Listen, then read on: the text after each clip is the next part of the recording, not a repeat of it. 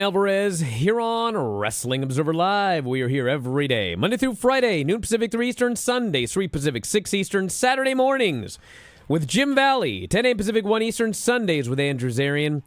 And it is a Tuesday here on the show, and you know what that means? We got a lot to talk about here today. I just got a message here. So, you guys heard about Corey Graves? He did a tweet last night. And Corey Graves, in his tweet, expressed great disappointment that he has been moved to NXT. Okay?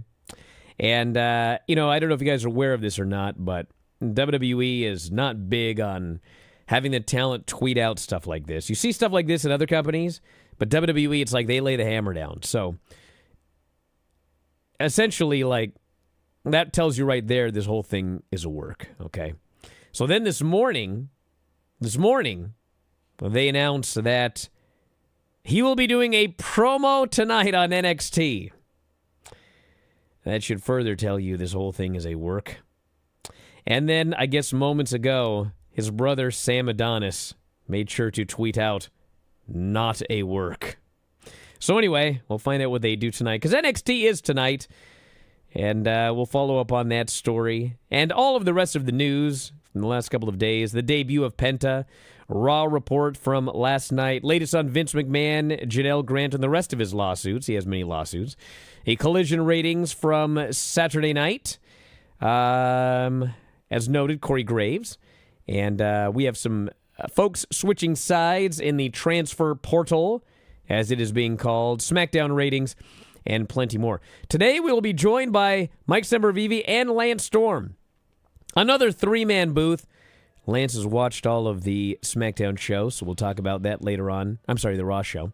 So a lot to get into here today, and we will kick it off after the break. Observer Live. Just a quick note before this free video.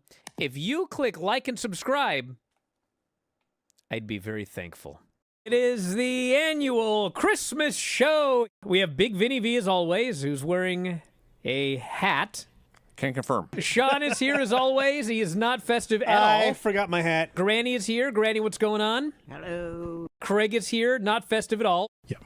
And we have Filthy Tom. Oh, boy. Should we do shots now? No. I think I should probably watch this for a second. Oh, my God. Granny is doing a joyride. I thought they were going to be here. A box of tissues. Clearly that was for Vinny. Scotty's. How dare you? Yeah! Who is this? My guest? Hey, Brian, how you doing? John in Memphis is on the air, and he is hammered. I'm a cool guy, right? I'm invited to the barbecue. God damn it! Merry Christmas! I got sober up for this call. Yes. That's a girl. Oh, is this Harley Cameron? How Love did you you. know? I even put I on the love you. American accent. It is? Everyone shut up. Hold on. You are the most talented performer in the entire business. Yes, man. What are you doing in pro wrestling? First of all, you've been far too generous and kind, and I appreciate you. I don't think I've ever seen Vinny that happy before. Bro, ladies and Yeah, I'm gentlemen, going to welcome to the show today here with Filthy Tom Waller and the Goon Squad. Tom, what are you doing? I gotta pee. Well, go pee then. Don't do it on air. Hola, Way to go. Hola? ¿cómo estás? Is this the Beast Mortos? Yes! That could not go any better. The Beast Mortos is here on the air. Beast, how you doing? He sounds very agitated, Vinny. I'm starting to get the feeling this is not a live call with the Beast Mortos. The Beast is short-circuited. No! That's the moon. ¿Cómo estás? What is happening? Hello, Brian. Is this Don Callis? Rob is using the Meltzer star rating for his urinal visits. Just so you know, I'm 7 stars, baby. So that's it. If it's 7 stars, I want to see it. What?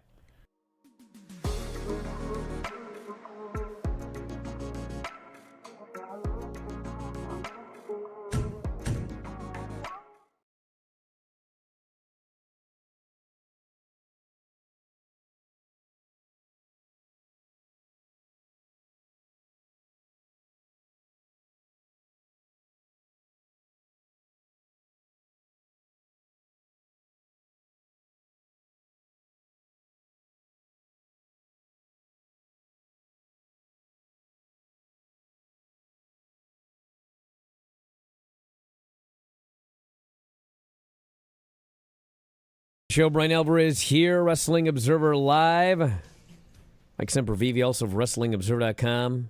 Lance Storm joining us here today. Oh, now the chat is saying it was never advertised that Corey would be on NXT tonight doing a promo. Is that right?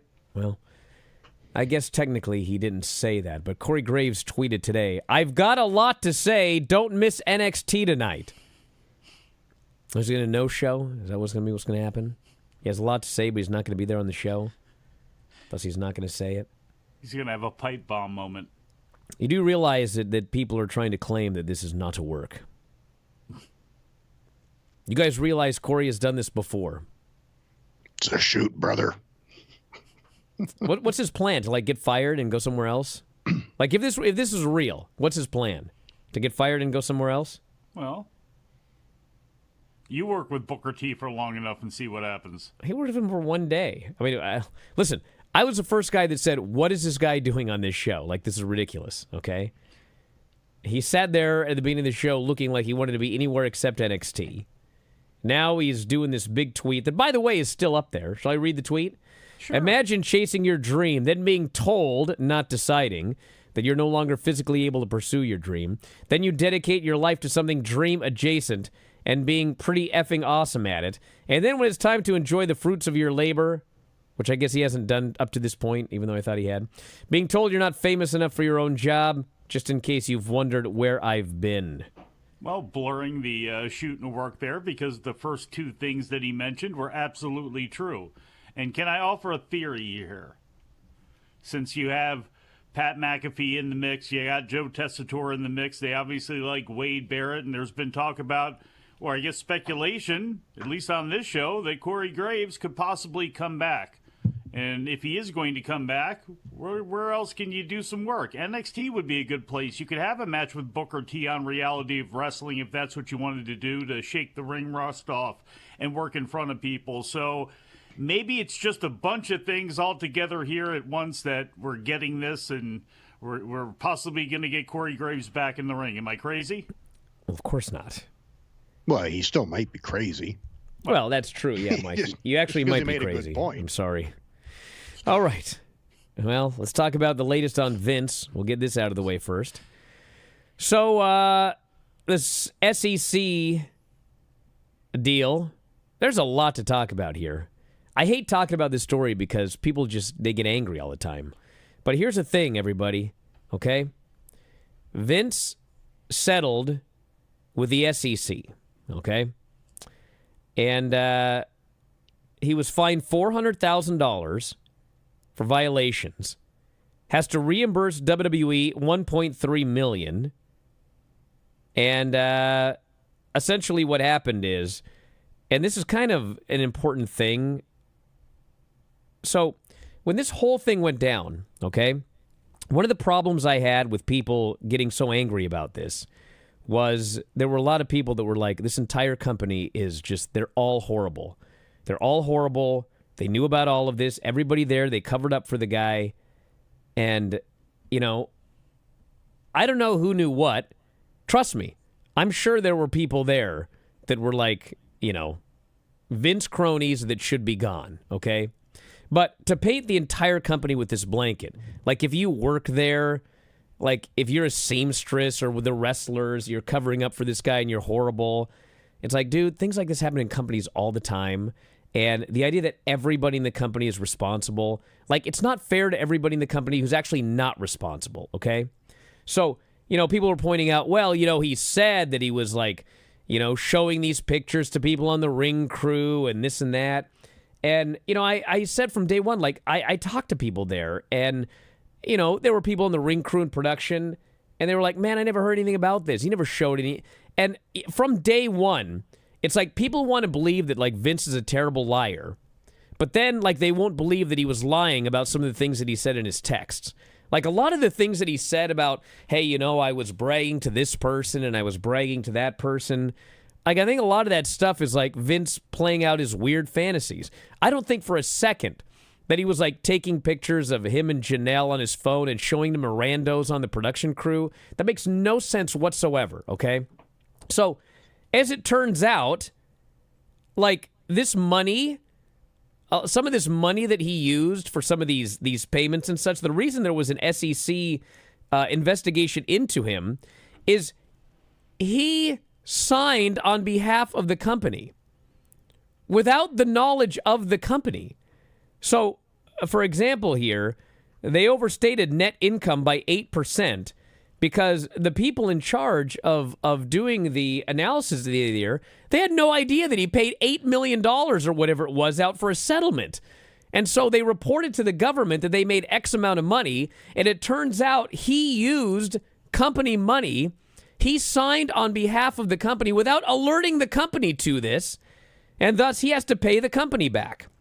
So anyway, it was a total slap on the wrist because I think he owes whatever his fine was, like $3 million, $1.3 million, and then another $400,000.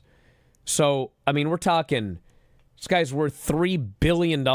They fined him $1.3 million for literally signing on behalf of the company for NDAs and et cetera. So that has been settled. And then, there was a deal put out that, this thing was settled and everything like that. And then, the idea was, yeah, well, there's still the government criminal investigation. And it appears he claims, and people close to him also claim, that he has been alerted by the government that that case is closed and no charges will be filed.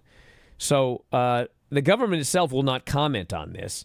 So I guess it's possible that the investigation is still going on, but I mean, it appears that case has been closed.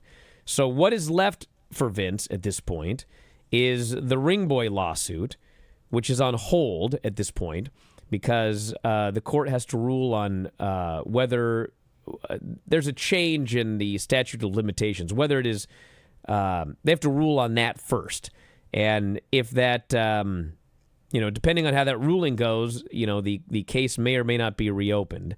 And then there's the Janelle Grant suit, which is really going to come down to the judge has to decide whether or not this needs to go to arbitration. And the issue is that both sides are making a claim here. He stopped paying, okay? He stopped paying her because he believed that she had broken the NDA, and that's how the story got out, okay? So he's claiming that she can't file a lawsuit because when he stopped paying, she should have taken it to arbitration. Now, obviously, the thing is, if he believed that she broke the NDA, he was also supposed to go to arbitration and not just stop paying her.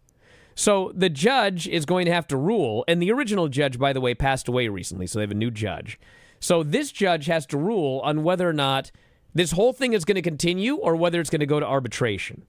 And so that's currently what we're waiting on. I don't know when that's going to take place, but that's the gist of where everything stands right now. And Lance, we'll start with you. Got a couple minutes here. What are your thoughts on all of this?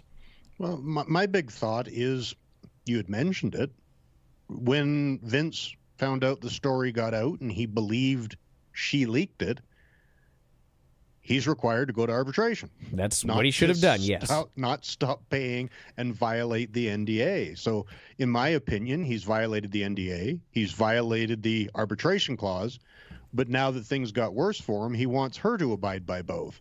So if I were the judge, I would be throwing out the NDA and saying Vince violated the arbitration clause. He violated the NDA because she has not been paid.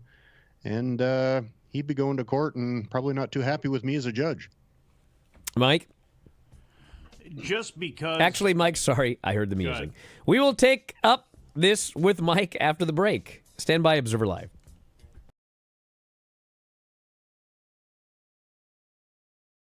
History of All In, the first All In, I had the misfortunes of not being able to be there. Right. The following year, I made it so important to myself personally in my career to get on that card and be a part of All In at Wembley Stadium, and I did that while going against the icon and legend Sting. Yeah. Right. 2024, I'm like, how do I do that and bring it up another notch? How do I take it to the next level? How do I progress? And I did that by main eventing All In this past year as the world champion. Absolutely. And making history as being the first black man to main event Wembley Stadium. How about that? How about that?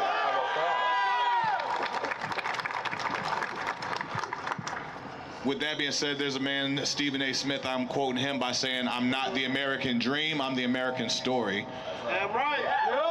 I got to this progression not just by hoping and wishing and luck. I got it from hard work, consistency and perseverance, and believing in myself and not taking no for an answer. And every time I ran into a roadblock, when I got steered the wrong way, I figured it out and I got right back on track and I went harder than ever. So All In Texas, Saturday, July 12th, in Globe Life Field, All Elite Wrestling is going to do the same thing. We're going to get back on track, and we're going to push harder, and we're going to do better than we ever have, and we need your help to do that for us. Now, as for my participation at All In this year, I don't know what that looks like. I don't know if I'll be able to wrestle at that point. I don't know if I'll be able to wrestle again, to be quite honest. But there's one thing that I can tell you for certain: I will be here. Yes. There is nothing that you could do to make me miss All In at Global Life Field. I walked in, and like I said, I got chills. And when I saw it, and when I remember All In last year at Wembley, and then the first All In that broke so many records, I walked in there, I'm like, there's no way that I'm gonna miss it. So whatever Tony Khan wants me to do, whether it's, I could commentate with you. Why not? Absolutely. Yeah, sure. Or even just helping backstage, I'm gonna be there live to watch it, because this is gonna be incredible.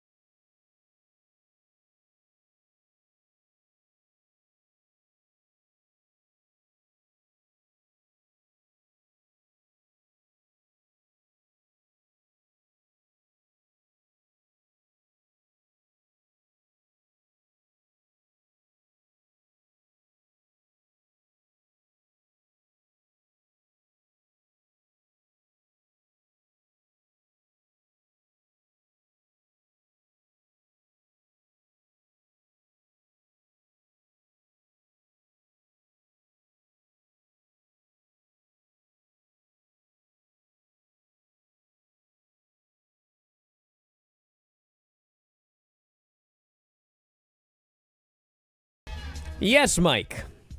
I don't know. Part of it just seems like a piece of press release propaganda where he took one story about his $400,000 fine and having to pay back WWE from the Securities and Exchange Commission, and with the Janelle Grant lawsuit going on, you just have this PR thing that goes out saying case closed, and then his attorney Jessica Rosenberg saying, well, the recent federal investigation resulted in no criminal indictments, and the SEC settlement relates to minor accounting issues that have nothing to do with this case.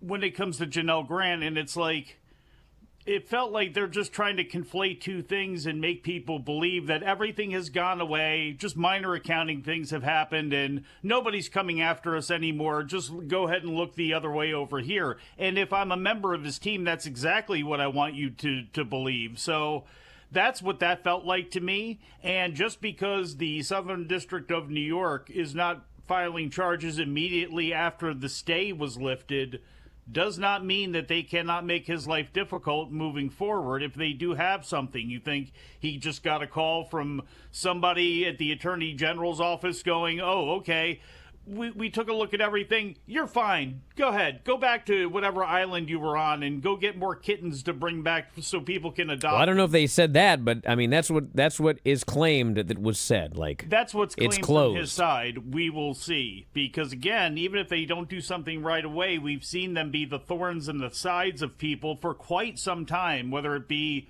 mafia figures or no matter who it is. So this is actually the statement from the SEC. It said the order finds that McMahon failed to disclose these agreements to WWE. These were obligations to pay former independent contractors $7.5 million in exchange for the independent contractors' agreement to not disclose the allegations against McMahon, and another $3 million, which would be Janelle Grant, in exchange for the former employee's agreement to not disclose her relationship. McMahon failed to disclose the agreements to WWE. WWE did not evaluate the disclosure implications or the appropriate accounting for these transactions. The SEC's order finds that because the payments required by the 2019 and 2022 agreements were not recorded, WWE overstated 2018 net income by 8% and 2021 net income by 1.7%. According to the order, these payments should have been disclosed as related party transactions. The order further finds McMahon signed management representation letters that were provided to WWE's auditor that did not disclose the existence of either settlement agreement. WWE issued a restatement of its financial statements in 2022. Company execs, that being Vince, cannot enter into material agreements on behalf of the company they serve and withhold that information from the company's control functions and auditor. Yeah, a lot of fiduciary improprieties there that really are not minor accounting when you're siphoning millions of dollars for your own use to use. And the thing is, Divots skate on all this. Well, he's retired. He's not involved. But yeah. I mean, the fact of the matter is, I mean, like, I know people want to think that WWE is covering up for Vince, but like the people that got hit with this were WWE because they were the ones that misstated it. So, I mean, and that's investors, in theory, get upset about these sorts of things, and groups of investors get upset about these sorts of things. So, again, is it minor in the financial world of WWE, especially where the company went with TKO? Yes, it is. But for him to act as if, and this is why it plays into my thoughts that it was more about PR obfuscation than it was really anything else. I think at the end of the day, even if this Janelle Grant lawsuit had never even occurred, I mean, the fact that he did this, that should be grounds for being ousted one way or the other. You know what I'm saying? Multiple times. I mean, God. With multiple people, contractors and not allegedly. And I'm not, listen, I want to say this again because I'm not defending Vince, okay? I'm not defending Vince at all. The opposite, in fact. But I am pointing out that, like, there are a lot of people that work for WWE. They have 500 employees or something like that. Maybe even more now. I mean, I don't even know.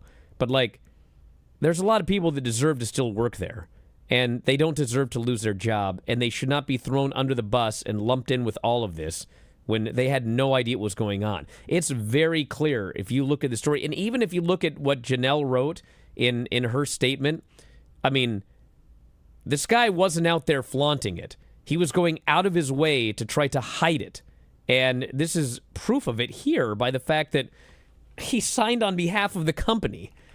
And it's just ridiculous. And I don't want to let Lance go here in a minute, but when it comes to those texts, too, you know, a lot of it is how much psychological warfare was he playing with her when it came to, I'm going to show this person this picture, or I showed a bunch of people. If these thoughts about him having these freaky fantasies are true and they play themselves out in these texts, how many of these things, how much was being done just to mess with her mind, And again, that's if the lawsuit moves forward, we'll find out how much of that is, alleged activity is true and how much she is saying is actually true.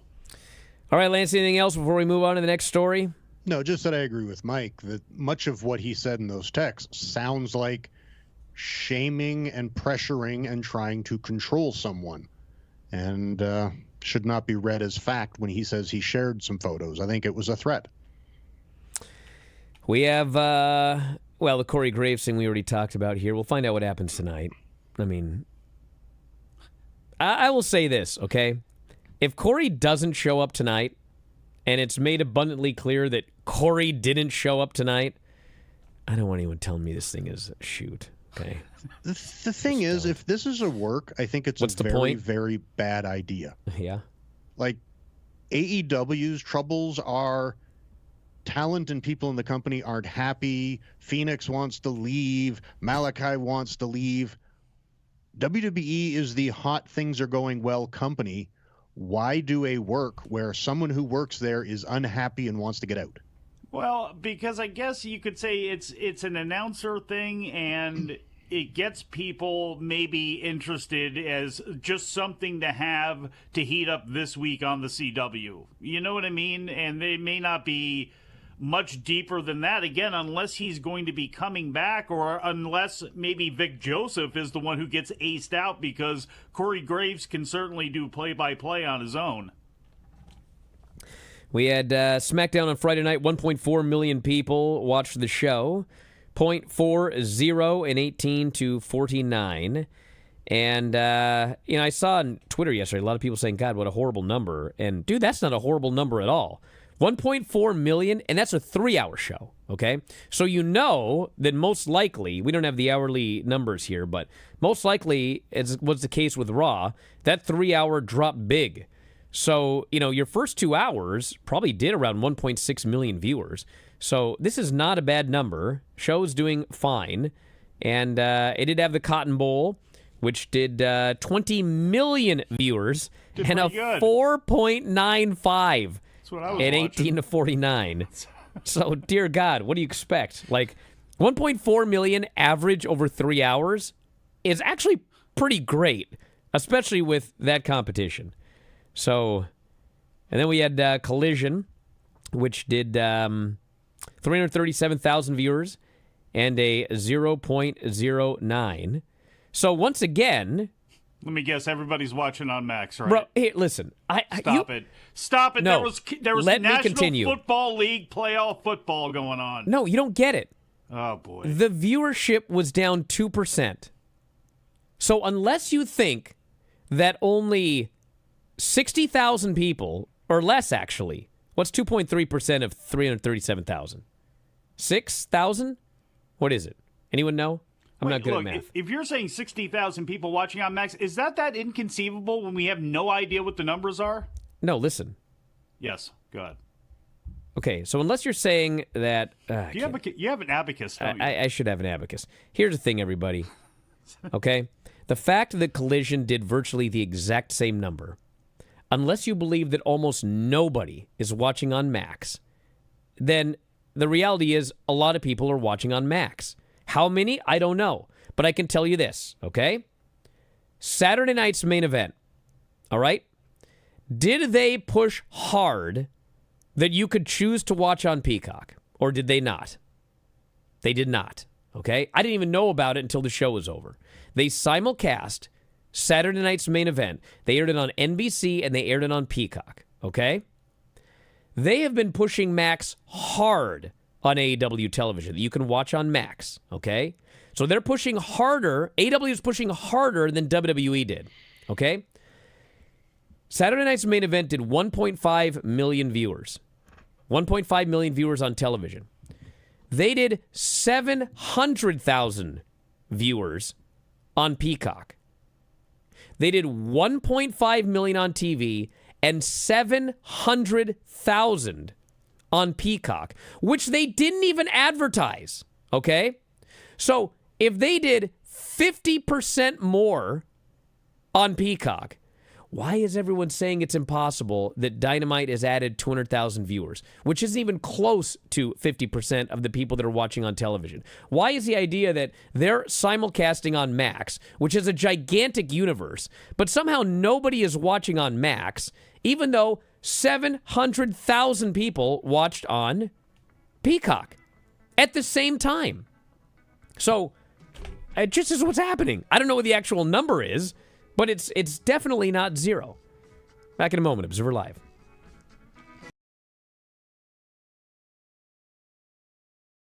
Arrived in AEW, I really think it's elevated the women's division. And it's not to talk badly about the rest of the women, but you've elevated the women's division. I mean, that's why I came here to AEW. Right. To put women's wrestling on the map, to make women's wrestling global. And now we are coming to Globe Life Field next year. And women's wrestling has just been better than ever, and I just love being here in AEW so much. I feel like our women's division is one of the greatest women's division in the entire world. Very cool.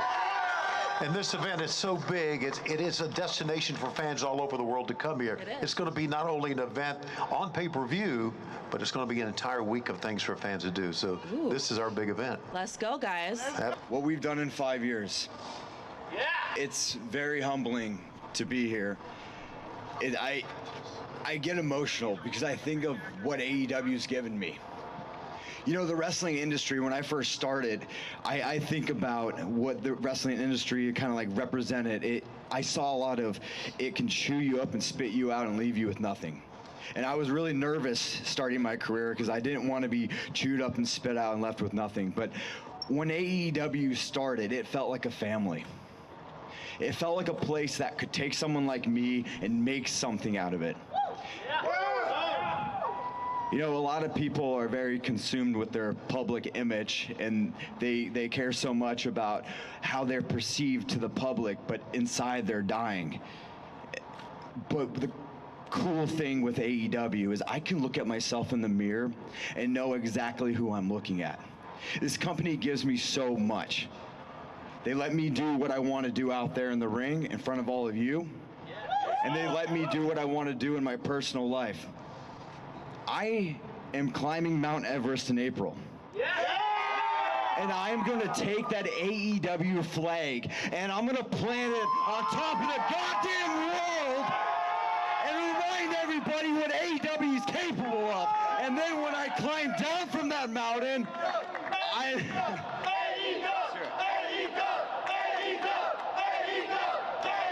And when I climb down from that mountain, I'm coming to Globe Life Field. And as a whole, AEW as a family, we're going to remind the world exactly what this company is capable of. Because it doesn't happen with just us. It happens with every single one of you. We wouldn't be here today if it wasn't for you guys. So thank you for coming out. Thank you for continuing to show the love.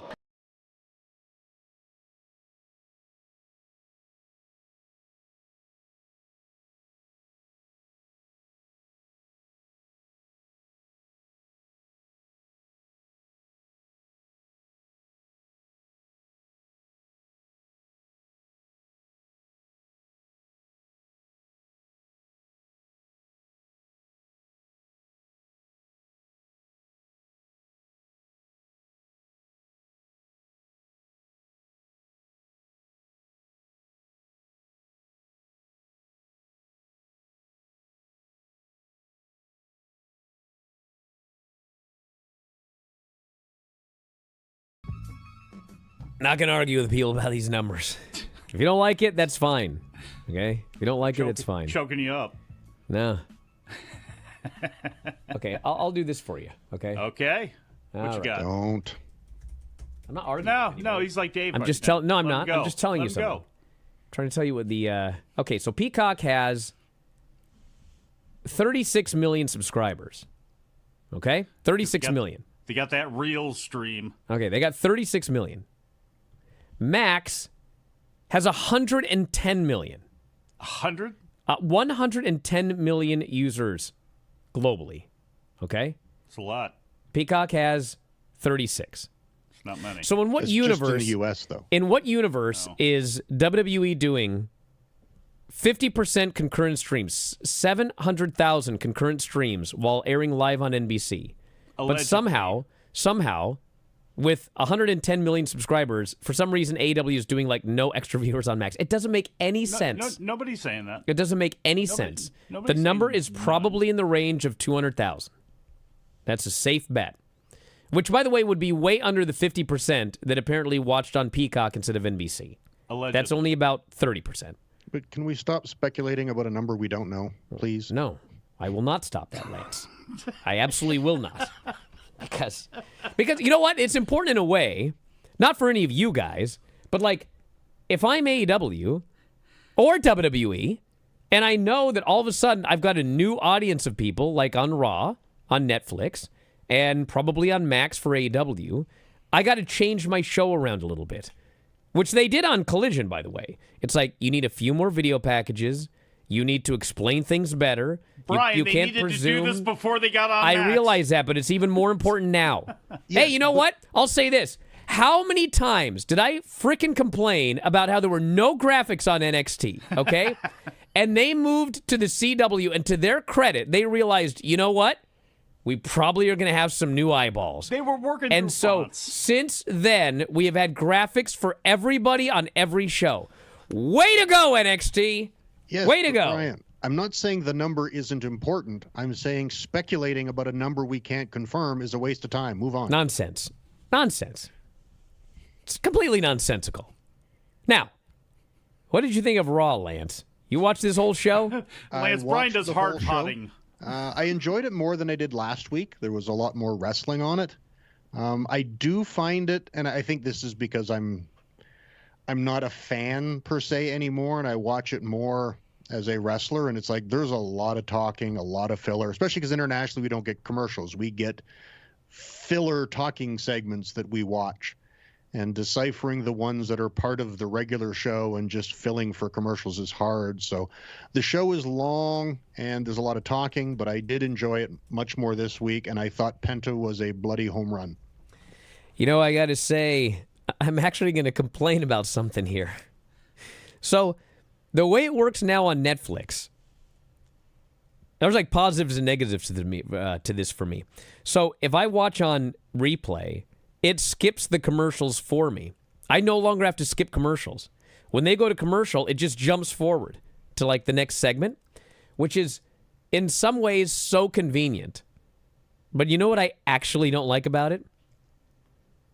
I can never figure out how much time is actually left, which irritates me. It's like, normally I can look at how long the show's been on, and it's like, okay, I know if there's 2 hours left, it's going to take me about an hour to get through the rest of the show, because I can skip commercials, and it's like, but when I look at the thing and it's like, there's, 62 minutes left. I'm like, well, what the heck does that mean? Because it's going to skip some commercials. It's just as hard for my brain. Does it still take the ride, Brian? Does it still skip the parts of matches that are in commercials, or do you get to keep that? No. Oh. If someone does a dive, all of a sudden it just jumps forward to after the break. So I miss all of that. See, we get the entire match. Yeah, it's different wherever you are. But, I thought... I like the fade to black that we get on Netflix, or that Lance gets up in Canada, because, we don't get commercials on the stream that I'm on with Netflix. And it fades to black, and then it just comes back up again. I don't know why that amuses me so much, but again, I have been happy production-wise with both AEW and WWE and all of the moves that they've made. I don't like the 3-hour shows, but that is going to be what it is. And last night, only being 2.5 hours, I'll take it. All right, I was surprised. I saw some people that weren't impressed with the Penta debut, and I was like, you need to just watch something else, brother. Like, they hit a home run with that Penta debut. I would honestly, I will say match-wise, I would have done a little bit less of a 50-50 match. Yeah. I did think that he probably sold too much. I mean, the reality is, the one thing that was like at the very beginning of the match, it's like he's going to do his Sierra Miedo, but he got cut off. And it's like, dude, this is his first ever appearance in WWE. There is a large portion of the fan base that doesn't even know he does that. And he hasn't even done it once. Because the very first time he tried, he got cut off. And Chad took a lot of that match. But the fact is, at the end of the day, Penta won clean. And honestly, what was even better than the match was that post-match promo where he thanked everybody, and his family's in the front row and they're crying. And it was supposed to be like a quick promo, but man, that guy grabbed that mic and he just wouldn't quit. And he talked and he talked and he talked. And the Sheamus match with Ludwig Kaiser, if you watched it and you were like, that was really good, but like I've seen him do a lot better. Yeah, because they only went 7 minutes because a lot of time got cut from their match because Penta went long. So it was worth it. It was so much worth it, dude. Yes. This was so much worth it. Because if he would have just done like a, thank you for being or whatever, thank you San Jose, and then they cut away, it'd have been like, okay, that was cool and all, but like he was so real and he was so happy and the people loved him so much. And then he broke into Spanish in San Jose and the place goes wild because so many people speak Spanish. He just came off like a megastar, dude. And nobody was unhappy backstage. Maybe Sheamus and Ludwig. But I mean, aside from those guys, nobody was unhappy backstage about this promo because it was a home run. This guy was that Latino star they've been looking for since Ray in 2002. Yes. And the promo was so much more powerful and important than the match or an extra 4 minutes for Ludwig and Sheamus. Sorry, guys. Yeah. That promo was a home run. He felt like a big, major star. And that was the thing about him getting cut off with that Zero Miedo at the beginning was the crowd had popped for it so much. If you are a new viewer, you're wondering, what have I been missing out on? Everybody seems to know what's going on, and then you got a chance to see it.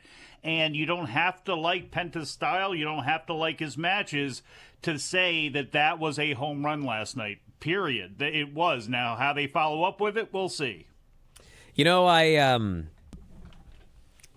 I don't really want to say this, but I'm going to say it anyway. Yes. So, there's a lot of luchadors that don't speak good English, okay? And I have heard many stories of, their match went a little bit long, or their segment went a little bit long. And, like, the idea is, with the language barrier, they just didn't understand. Lance used to work that gimmick. And, man, I've had a lot of, like, the workers tell me, it's like, man, they're working people. Like, yeah, they don't speak great English, but you're telling me they didn't hear the 3-minute cue and they went 7 minutes? Like, I've heard of guys that, like, they're going to do what they want, and then they'll fall back on, no habla inglés. So, I'm not saying that's what happened, because I'm actually really happy about that, and I wish he would do it every week. But that's certainly something that I've heard before. Well, bottom line is, in fact, with Penta and Phoenix, funny enough. There are times where it's hot, it's important, and you go over your time, and that was one of them. Yeah, exactly. So I thought that was great. The show overall was, I thought, miles better than the Netflix debut. But the funny thing, as Dave pointed out last night, is that they did that Netflix debut, and in the wake of that show, which I did not think was like a great show, I thought that it was like, people watch it once, and what did they book for the previous week from the people that were on the show, etc. I had problems with the way they did the show. But in the last week, they have sold a ton of tickets. This show went from... it was tracking to do all right, and all of a sudden, sold out. And and it's not just this show, but like a lot of the Monday night shows have all of a sudden sold a lot of tickets. Partially because they got a lot of new viewers on Netflix, and also partially because whatever they did that some people didn't like, it made this thing feel really hot and cool to a lot of people, and they're out there buying tickets. But as a wrestling fan, I thought this show was way better. Yeah. Because it was matches, it was angles involving the people on the show to build to next week's show. It was only 2.5 hours long because apparently Paul's idea is, I want the show 2.5 hours. And if there's going to be like a go-home show, if there's going to be a special show, it might go 3. There's going to be shows this year that go more than 3, okay? But in general, that's what they want, is a 2.5-hour window. And you can see that, like, even when Penta went long, they didn't just add time to the end of the show. It was like, it's 2.5 hours. Stuff's got to be cut. And I liked that. Much better show. Well, I think the first show, the highlight was the arena and the live experience looked cool as heck. Yes. This was a better watch on television show. But as far as selling tickets, that debut made being there live look really damn cool. And I could see where it would sell a lot of tickets because the live experience seemed really cool and the television experience wasn't as good on that one. This was a better television experience, but for selling tickets and making it look like a live energy experience you want to be a part of, that debut was great. It wasn't for the wrestling fan. It was the biggest promotional company in the world putting on a show for the people that just paid them billions of dollars. And yes, it's going to be a wrestling show, and you're going to see some stars maybe that you haven't seen in a while on it. But guess what? That was just all of the pomp and circumstance to get you gassed up. It was what promoters do best. Promote nothing and get you to buy it. And that's essentially what that whole thing was. It was just a big inflated show to say, hey, we're on Netflix. And now, they presented week number 2. And aesthetically, it still looks great. They have a ton of people who are over. They have a bunch of good storylines. So everything works its way perfectly here as you go towards the Royal Rumble. And they'll utilize Saturday night's main event. They'll utilize NBC and Netflix and all these things. And they really are humming right now. They have all of the pieces. Again, you don't have to love what they're doing, but that machine is rolling. So I asked... I stopped at the wrong moment. No, there. I had it right. So I asked yesterday about 4K because somebody on Twitter had made a 4K comment. And so what I was told was WWE tapes, or they tape most of like the body of the show, like the matches themselves. They're filming all of that in 1080p, okay? They do film a fair amount in 4K, which they then, downgrade to 1080p to put on television. And it's mostly pre-tapes, backstage stuff. And, I was pretty much told, I don't know why they bother doing that, but they do. And the thing with 4K is that it takes a lot more bandwidth, obviously, and it's much more expensive. And I was told that, the difference between 720 and 1080 is much, much bigger than the difference between 1080 and 4K. So at this point, there's no reason to really do full 4K shows. So you're going to get 1080p. But they do shoot stuff in 4K. So at some point down the road, that's probably what's next, but not now. Back in a moment, Observer Live.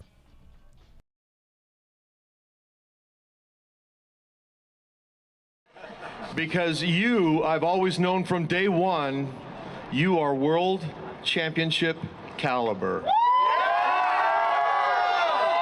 I knew from the very beginning, you had to come up some, and you've come up a ton in the last few years. But I knew that you would someday become the world heavyweight champion. Sometime in 2025, I am predicting this is the future AEW world champion right here. And who knows, maybe you'll be world champion at Globe Life Stadium 2025 at All In. And I've been known to, even though I'm retired now, show up. So the only thing that I can say, no more matches, but my eyes will be watching for sure. And as far as me coming here to All In next July, all I can say is the only thing for sure about Sting is nothing's for sure. That's right. Wait a minute. Thank you, Texas. Wait a minute. Do you mean one more match? You mean you're gonna jump off the balcony onto the table? Stop it, Tony. Stop it. There was one time he jumped off the. I think it was when we were in Orlando, and he jumped off through a table. I went, "What the hell are you doing?" what? He said, that one's for you. I said, okay, thank you very much. Everybody keeps saying, why do you make Sting do this? I'm like, you can't call it peer pressure. He's like 30 years older. That was all his idea. That was all. I never told him to jump off a balcony. That's all him. Well, it wasn't new to me either. You remember Sid Vicious, 6'10", press me over his head, throw me out of the ring and to land on the floor or land on a table. I mean, it's not new to me. Come on, I've been falling through stuff for a long time. Everybody was like, Sting's run, he's going so crazy in AEW, he's doing the crazy stuff. It's all Darby's fault. I say no, I didn't know. Well, it was for you fans, I promise you that.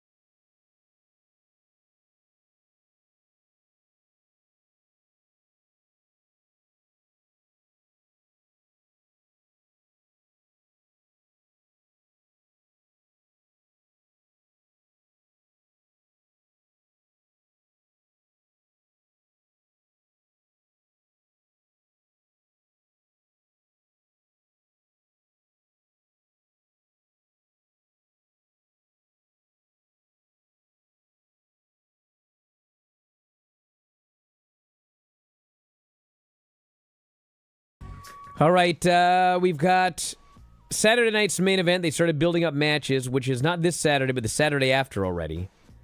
And for that show in San Antonio, Texas, Gunther versus Jey Uso for the world title, and Braun Breaker versus Sheamus.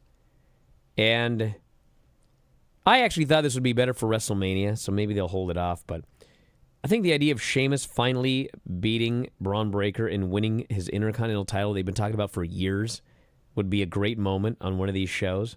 And maybe it will be this show. I guess we shall see. But they've been building that one up big. Tonight on NXT, we've got Nathan Frazier and Axiom versus Bronco Neiman and Lucian Price, which could be a title change, which will make me very sad because Nathan Frazier and Axiom, arguably the best team in the world in 2024. We have got Lash and Jakara versus Alba and Isla, number one contenders for the women's tag team titles. Stephanie versus Shotzi in a number one contenders match for the North American title, which is stupid. But Ava makes stupid decisions. And Corey Graves no-shows NXT. Oh, well, stop it. I know. Allegedly, he's not going to be there. So. But he's got a lot to say. I know, he's got a lot to say, but apparently not on NXT. I don't know what's going on, dude. I don't know. But I do know tonight it'll be the Bryan and Vinny show, and we will be reviewing Mid-South Wrestling. Everybody like old Mid-South Wrestling? I do. Yeah, it's definitely something else. So that's going to be tonight, as well as Granny. So Season 6, Episode 8, if you want to follow along. Does Granny like Boyd Pierce? On Peacock. No, but I told Granny how to watch. You ready for this? SmackDown and NXT. I told her what channel it was on and how to watch NXT. I can't wait for Granny to review NXT. I cannot wait. So anyway, what a time. We're going to wrap it up. Thanks, Lance, Mike, callers and listeners, everybody in the studio. We'll talk to you next time. Wrestling Observer Live.